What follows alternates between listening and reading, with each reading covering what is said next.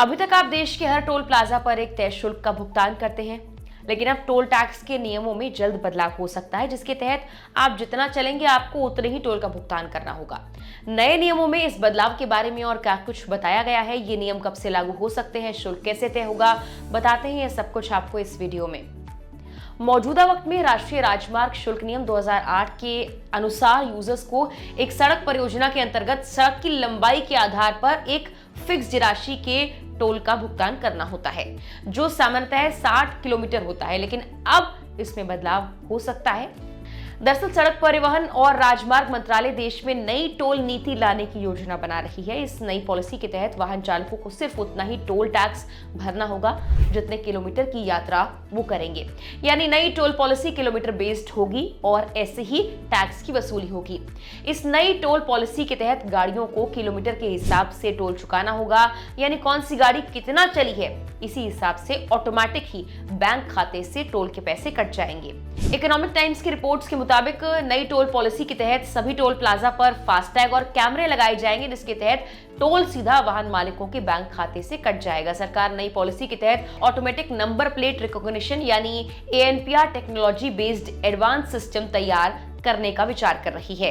Reports में यह भी कहा गया कि नई टोल पॉलिसी में टोल को बैरियर फ्री भी बनाया जा सकता है। इससे यात्रा को और भी सुविधाजनक बनाने में मदद मिलेगी। यानी ऐसा होता है तो देश भर में हाईवे और एक्सप्रेसवे पर टोल बूथों पर लंबी वेटिंग लाइनों से छुटकारा आपको मिल जाएगा। इसके अलावा विवाद की स्थिति जो अक्सर देखने को मिलती रहती है, उससे भी काफी राहत मिल सकती है। हालांकि अभी सरकार द्वारा इस बारे में कोई आधिकारिक घोषणा नहीं की गई, लेकिन मीडिया रिपोर्ट्स के मुताबिक जल्द इसकी घोषणा हो सकती है।